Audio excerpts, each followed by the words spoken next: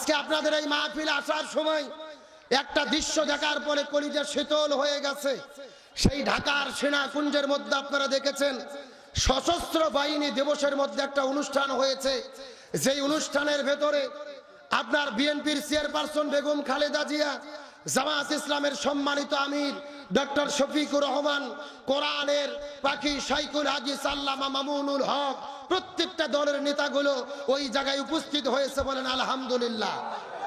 খুব ভালো করে বুঝবেন, এমন একটি দেশের আমরা স্বপ্ন দেখি। স্বৈরাচার 16 বছর ধরে এই দেশটাকে ধ্বংস করেছে।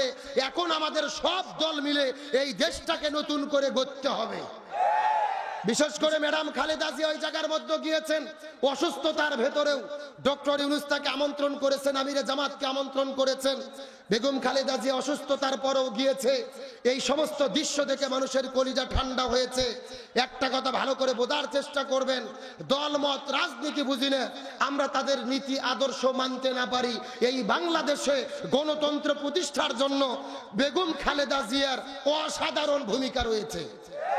তিনি আপোষহীন দেশ নেত্রী, কারো সঙ্গে আপোষ করেনি। স্বৈরাচারের বিরুদ্ধে আন্দোলন করে গণতন্ত্র প্রতিষ্ঠা করেছিল। আবার গত 16 বছরে অসুস্থতা নিয়ে তিনি জেলে বন্দী ছিল, তারপরেও দেশ ছাড়া হয়নি। আর স্বৈরাচার হাসিনা ক্ষমতা থাকা অবস্থায় নেতা কর্মীকে রেখে স্বামীর বাড়ি পালিয়ে গেল। এ কথা কন না কে? না, এটা তো আমার বক্তব্য না। ওর দলের নেতারাই বলেছিল যে ভারতের সঙ্গে আমাদের সম্পর্ক হলো স্বামী স্ত্রীর সম্পর্ক। কথা কোন ঠিক কিনা? তার মানে বোঝা গেল যারা বিপদে পড়ে দেশ ছাড়ে না, এরাই হলো দেশের আসল প্রেমিক। ওই দেশপ্রেমিক আপোষহীন গণতন্ত্র মনা নেত্রী, আপোষহীন দেশ নেত্রী বেগম খালেদা জিয়া, আল্লাহ তাকে সুস্থ করুক, বলেন আমিন। আমিরে জামাত ডক্টর শফিকুর রহমান ছিলেন মানবতার ফেরিওয়ালা, আল্লামা মামুনুল হক ছিল। একটা কথা ভালো করে বুঝবেন, এখন দলাদলি করলে চলবে না। আগামী নির্বাচন পর্যন্ত আমাদের ঐক্যবদ্ধ থাকতে হবে। আমরা নিজেরাই যদি দলাদলি করি, ওই স্বৈরাচাররা আবার ঠুস করে ঢুকে পড়বে। এ কথা কর না কা? ওই স্বৈরাচার হাসিনা বলেছে না, আমি ভারতের সীমান্তের পাশে আছি, যে কোনো সময় চট করে ঢুকে পড়তে পারি। আমরা বলছি আপা আপনি চট করে ঢোকেন, আমরা আপনাকে ফট করে আয়না ঘরে ঢুকে দেব। এ কথা কর না কা? বুবু আইবা তুমি আইবা গো, এইবার আইসা বুবু ক্ষমতা পাইবা না। আর একটু জোরে বলতে হবে, বুবু আইবা তুমি আইবা গো, সেই দিন আইসা বুবু ক্ষমতা পাইবা না। খোঁজ নেই বুবু কাদের কাকার, অবস্থা খারাপ দরবেশ বাবার, হারুন আঙ্কেল এখন সামনে আসে না। খোঁজ নেই বুবু কাদের কাকার, অবস্থা খারাপ দরবেশ বাবার, হারুন আঙ্কেল এখন সামনে আসে না। নেতা কর্মী সব জেলের ভেতর, বুবু আছে ডরের উপর, কখন জানি আসে গ্রেফতারি পরোয়ানা। বুবু আইবা তুমি আইবা গো, এইবার আইসা বুবু ক্ষমতা পাইবা না। বয়স তোমার 80 বছর, বুবু ডাকছে তোমায় কবর, দাফন হবে কোথায় সেইটা ভাবলা না। বয়স তোমার 80 বছর, ডাকছে বুবু তোমায় কবর, দাফন হবে কোথায় সেইটা ভাবলা না। বুবু আইবা তুমি আইবা গো, এইবার আইসা বুবু সিয়ার পাইবা না। কথা বলেন ঠিক কিনা? আল্লাহর কোরআন বলেছে কুতিবা আলাইকুমুল কিসাস, হত্যার পরিবর্তে হত্যা, জীবনের পরিবর্তে জীবন, হাতের পরিবর্তে হাত, পায়ের পরিবর্তে পা। এই আয়াতের ডিজিটাল ব্যাখ্যা হলো আয়না ঘরের পরিবর্তে আয়না ঘর। তার কারণ বলেন তো, আয়না ঘরকে আমরা তৈরি করেছি না ওরাই করেছে? আরে ভাই, গুগলের মধ্যে সার্চ দিয়েও আয়না ঘর শব্দ খুঁজে পাওয়া যায় না। এই জন্য সরকারকে বলবো, ওই স্বৈরাচার এমপি মন্ত্রীদেরকে জেলখানার মধ্যে ঢুকাইয়া জামাই আদর করলে হবে না। এদের বিচার চলাকালীন অবস্থায় এদেরকে আয়না ঘরে বন্দি করে রাখতে হবে। আমার কথার সঙ্গে কি একমত? আলোচনা চলছে, কারা কারা চলবে হাত উঠান তো দেখে। লিল্লাহি তাকবীর। আজকের মাহফিল চলছে, চলবে। বদেশ্বরের বাড়ির মাহফিল কতক্ষণ চলবে? সারা রাত। কেরাটা হুজুর মারা আওয়াজ নাকি? আমার বাড়া সারা রাত নয়, আলোচনা কেবল মনে করেন লাইনও তুটলো। আলোচনা আজকে চলবে ইনশাল্লাহ। গত 16 বছরে আমাদের কোরআনের কথা বলতে দেয়নি।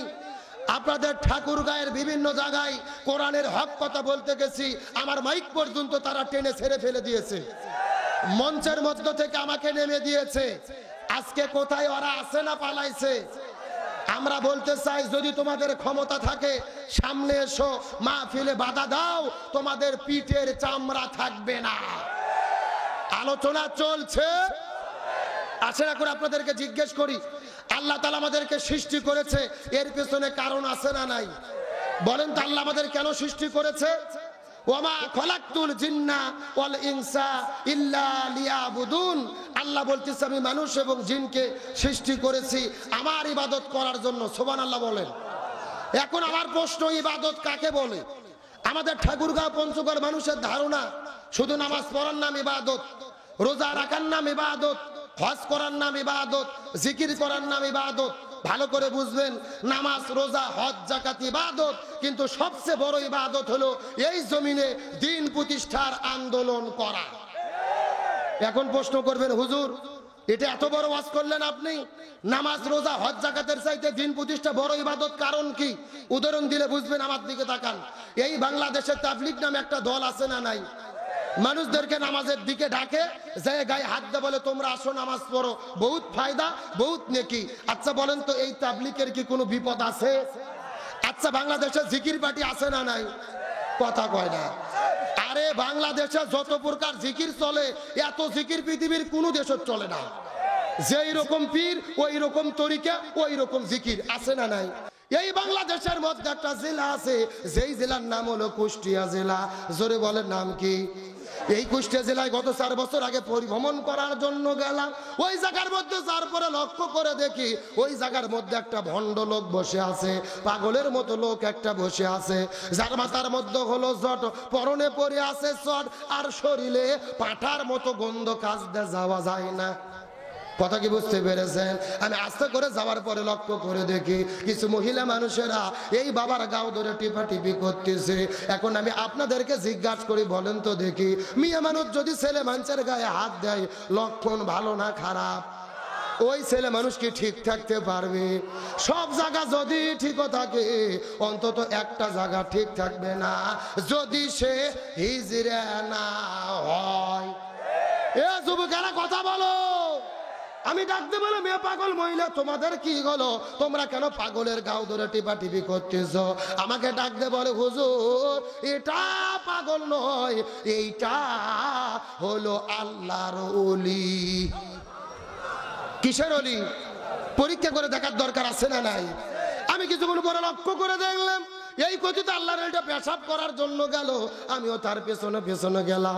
যাওয়ার পরে লক্ষ্য করে দেখি বাবা পেশাব করেছে, কিন্তু পেশাব করার পরে পানি ব্যবহার করে। লক্ষণ ভালো না খারাপ? আমি আস্তে করে যার পরে ডাকতে বললাম, বাবা আপনি পেশাব করলেন, পানি কেন ব্যবহার করলেন না? আমাকে ডাকতে বলে, হুজুর আপনি শরীয়তের হুজুর, মারেফত বুঝবেন না। আমি বলে, শরীয়তের হুজুর মারেফত বুঝবো না? আমি ডাকতে বললাম, কথিত আল্লাহর ওলি, আপনি বুঝাই দিলেই তো বুঝতে পারবো, আপনি বুঝে দিলেই তো বুঝতে পারবো। আমাকে ডাকতে বলে, হুজুর আপনি কি জানেন এই পানি কোন পানি? আমি বললাম, এই পানি কোন পানি? বলে, নবীর নাতি ইমাম হোসাইন ওই কারবালার প্রান্তরে পানি পানি বলে চিৎকার করে শহীদ হয়ে গেছে। একটা ফোঁটা পানি নবীর নাতিকে দেওয়া হয় নাই। যেই পানি ব্যাগরে নবীর নাতি ইমাম হোসাইন শহীদ হয়ে গেল, আমি ওই পানি আমার এই জায়গায় ঠেকাবো না। ফটো কি বুঝতে পারছেন? আমি তখন ডাকতে বললাম, হ্যাঁ কথিত আল্লাহর ওলি নবীর নাতি ইমাম হোসেন কারবালার প্রান্তরে পানি না পাওয়ার কারণে আপনি যদি সামনের জায়গায় পানি না ঠেকান, আমার কথা হলো আপনি পায়খানা করার পরে পেছনেও পানি ঠেকাতে পারবেন না। এ ধরে বলেন, ধরে বলেন। এরা কিন্তু জাতে মাতাল, কিন্তু তালে ঠিক। জাতে মাতাল শীতের দিনে পেশাব করে সামনে পানি ব্যবহার করে না, কিন্তু বলেন তো পায়খানা করে পেছনে পানি ব্যবহার করে কি করে না? আরে কন্যা মানে সে যদি পেশাব পায়খানা করে পেছনে পানি ব্যবহার না করে, আমরা হুজুররা তো দূরের কথা, ওর বইও ঝাঁটা পেটা করে ঘর থেকে বার করে দেবে, বলবে যে তুই পীরগিরি করবি, বাইরে যায় কর, দয়া করে ল্যাপ খাতা নষ্ট করিস না। এখন জোরে বলেন, এইরকম জেকের পার্টি বাংলাদেশে আছে না নাই? আসার জন্য বলি নাই, মজা দেওয়ার উদ্দেশ্যে বলি নাই, আপনাদের শিক্ষার জন্য বলেছি। এই বাংলাদেশে জেকের চলে, বসেন বসেন বইসা যান। এখন আপনাদের কাছে আমার প্রশ্ন, এই রকম জেকের যারা বাংলাদেশে করে, এদের কি কোনো বিপদ আছে? এ জোরে বলেন, বিপদ আছে? তার মানে বোঝা গেল নামাজের দাওয়াত দিলে বিপদ হয় না, জিকিরের নামে লাসালাসি করলে বিপদ হয় না, হজ করলে বিপদ হয় না। এই বাংলাদেশে তারাই বিপদে পড়ে যারা দিন প্রতিষ্ঠার আন্দোলন করে। আর এই জন্য আল্লাহর কাছে সবচাইতে দামি হলো এই জমিনে দিন প্রতিষ্ঠার আন্দোলন করা। আবার এই সমস্ত ওয়াজ করলে অনেকে বিরোধিতা করে, হে হুজুর আপনি রোজার কথা বলেন না, নামাজের কথা বলেন না, শুধু দিন কায়েমের কথা বলেন। আরে পাগল, জমিনে যদি দিন কায়েম হইয়া যায়, নামাজের ওয়াজ করা লাগবে না, ও নামাজ পড়তে বাধ্য। তার কারণে আল্লাহর কোরআন বলেছে, আল্লাযীনা ইম্মাক্কান্নাহুম ফিল আরদ আকামুস সালাহ। কোরআনের শাসন কায়েম হলে এক নম্বর কাজ হলো নামাজ বাধ্যতামূলক হবে। কথা কর না কে? তাবলিগেরা যেই গ্রামত যায় সবাইকে বলে নামাজ পড়ো, বহুত ফায়দা, বহুত নেকি। তিনজন মুসল্লি বাড়ে, ওরা যেদিন চলে যায় মুসল্লিও চলে যায়। আর আজকে যদি বাংলাদেশের ডক্টর মোহাম্মদ ইউনূস ঘোষণা করে আগামীকালকে ফজর থেকে এই বাংলাদেশে এক ওয়াক্ত নামাজ যারা কাজা করবে ৬,০০০ টাকা জরিমানা, ৬ মাস জেল, আপনাদের আগামীকালকে সকালে নামাজের জন্য ডাকা লাগবে। রাতের ৩টার দিকে মুসল্লিরা যাইয়া দরজা ধরে ঠেলাঠেলি করবে। এ কথা কর না গা? এই জন্য আল্লাহ নামাজ পড়ার জায়গা, পড়ার কথা কোন জায়গাতে বলেনি। আল্লাহ বলছে আকিমুস সালাহ, নামাজ কায়েম করো। আর নামাজ কায়েম করতে গেলে রাষ্ট্র ক্ষমতার দরকার। জমিনে কোরআন কায়েম হয়ে গেলে নামাজের ওয়াজ করা লাগবে না, আইনে তাকে বাধ্য করবে নামাজ পড়তে। আপনাদের কি কষ্ট হচ্ছে? তাহলে সব আন্দোলনের বড় আন্দোলন কোরআন বিজয়ের আন্দোলন, দিন প্রতিষ্ঠার কাজ করা, ইকামতে দিনের কাজ করা। গভীর মনোযোগ। আমার নবীজি 16 দিন রোজা রেখেছে। জোরে বলেন কয় দিন? 17ই রমজান নবীজি রোজা ভেঙে ফেললো, খেজুর খাইলো, পানি পান করে রোজা ছুটে ফেললেন। সাহাবীদেরকে বললেন তোমরাও রোজা ভাঙো। সাহাবীরা বলতেছি ইয়া রাসূলুল্লাহ, এটা কেমন কথা বললেন?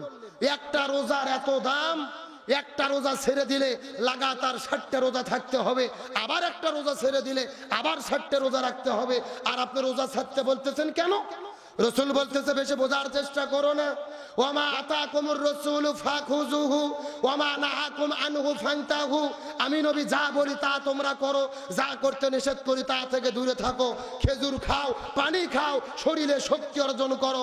আবু জেহেল মদিনা আক্রমণ করেছে, এখন আবু জেহেলের মোকাবেলা করতে হবে। তার মানে কি বুঝলেন?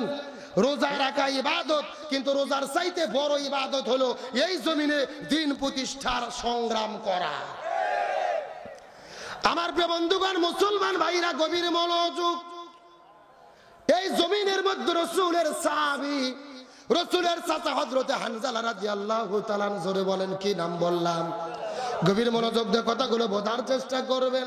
রাসূলের চাচা হানজালা রাদিয়াল্লাহু তাআলা নতুন বিয়ে করার পরে বউটাকে নিয়ে আস্তে করে যখন বাসর ঘরের মধ্যে চলে গেছে, ওই বাসর ঘরে যাওয়ার পরে স্ত্রীর সঙ্গে প্রেম ভালোবাসা মহব্বত করেছে, স্ত্রীর সঙ্গে প্রেম ভালোবাসা মহব্বত চলতেছে। বাসর ঘরের ভেতরে তাদের ফুলসজ্জার আটটা অতিবাহিত হচ্ছে। এমন সময় রাতের বেলা বাহির থেকে লক্ষ্য করে দেখে কে যেন চিৎকার করে বলে ফানা, যুদ্ধ শুরু হয়ে গেছে। উদের প্রান্তরে কুতিলা মোহাম্মদ। মোহাম্মদ সাল্লাল্লাহু আলাইহি ওয়াসাল্লাম জমিনের মধ্য থেকে বিদায় নিয়ে চলে গেছে। এই কথা শোনার পরে হযরতে হানজালা বাসর ঘরের ভেতরে বউটাকে রাখার পরে লাফ দিয়ে ওঠার পরে গোসল করার জন্য হাতের মধ্যে বদনার মধ্যে পানি নিয়েছে, গায়ের মধ্যে পানি ঢালবে, এমন সময় আবার খেয়ে যেন কান্না করতে করতে চিৎকার করে বলে কুতিলা মুহাম্মদ, মুহাম্মদ ওদের প্রান্তরে শহীদ হয়ে গেল। এই কথা শোনার পরে ওই গোসল করার বদনার পানিগুলো ঠাস করে ফেলে দিয়ে ওই বাসর ঘরের মধ্য থেকে যখন বের হওয়া শুরু করে, বিবি ডাকতে বলে প্রাণের স্বামী, এই বাসর ঘরের ভেতরে আমার সঙ্গে আপনি প্রেম ভালোবাসা মহব্বত করেছেন, আপনার উপরে গোসলটা তো ফরজ হয়ে গেছে, আপনি ফরজ গোসল বাদ দিয়ে কেন আপনি বাইরে যেতে চাচ্ছেন জানতে চাই। এমন সময় হানজালা ডাকতে বলে ও প্রাণের বিবি, আমি কিসের গোসল করব, আমি কিসের বাসর করব, আমার কিসের ফুলসজ্জা রাত হবে, আমাদের নবীজি উদের প্রান্তরে শহীদ হয়ে চলে যাচ্ছে রে। গোসল করতে করতে নবী যদি বিদায় নিয়ে যায়, আল্লাহর কাছে কি জবাব দেব? আল্লাহু আকবার বলে। আমার বন্ধুগণ, মুসলমান ভাইরা গভীর মনোযোগ। হানজালা বাসর ঘরের মধ্য থেকে বের হওয়ার পরে দৌড়ে দৌড়ে চলে গেলেন উহুদের প্রান্তরে। যেহেতু তার ফরজ গোসলটা বাকি ছিল, শরীরটাও তার অপবিত্র ছিল, নামাজ পড়তে পারলেন না। যুদ্ধ করতে করতে এক নয় দুই নয় তিন ওয়াক্ত ফরজ নামাজ কাজা করেছে। জোরে বলেন কয় ওয়াক্ত? 3 ওয়াক্ত ফরজ নামাজ কাজা করলেন। অনেকগুলো কাফিরদেরকে জমিন থেকে বিদায় করে দিলেন। এমন সময় পেছন দিক থেকে একটা ঘাতক যাওয়ার পরে হানজালার মাথার মধ্যে জোরে আঘাত করেছে। হানজালাও শাহাদাত বরণ করে জমিনের মধ্যে পড়ে গেলেন। নবীদের জীবনের মধ্যে এক নয় দুই নয় উহুদের প্রান্তরে 70 জন সাহাবী বিদায় নিয়ে চলে গেলেন। আজকেও যারা মদিনায় হজ করতে যায়, ওই উহুদ পাহাড়ের পাদদেশেই কিন্তু 70 জন সাহাবীর কবর আছে। আমার নবীজি, দয়ার নবীজি, মায়ের নবীজি নিজের হাতে 70 জন সাহাবীকে কবরস্থ করে রেখেছেন। আমার বন্ধুগণ, মুসলমান ভাইরা গভীর মনোযোগ। মদিনায় যাওয়ার পরে লক্ষ্য করে দেখতে পারলাম ওই মদিনায় হাজার হাজার পাহাড় দেখা যায়, কোনো পাহাড় লাল না, কিন্তু মদিনায় উহুদ পাহাড়টা বড় লাল দেখা যায়। মদিনার মানুষদেরকে জিজ্ঞেস করলাম এই উহুদ পাহাড়টা কেন এত লাল দেখা যায় বলেন তো? আমাকে ডাকতে বলে হুজুর মনোযোগ দিয়ে শুনে নেন, আমরা কিতাবের মধ্যে পড়েছি, পূর্বপুরুষদের কাছে থেকে শুনেছি, আমাদের নবী উহুদের প্রান্তরে যখন যুদ্ধ করতে গিয়েছিল, যুদ্ধ করতে করতে করতে করতে কাফিররা যখন নবীকে আক্রমণ করলো, মাথার মধ্যে আঘাত করলো, নবীজির মাথার হেলমেটটা ভেঙে গেল, নবীজির দন্দন মুবারকটা শহীদ হয়ে গেল। নবীজির মুখের মধ্য থেকে একটা ফোঁটা রক্ত বের হওয়ার পরে এই জমিনের মধ্যে যেই বলল, পুরো মদিনা থরথর থরথর থরথর করে কাঁপা শুরু করলেন। এমনকি উহুদ পাহাড়টা কাঁপা শুরু করলেন।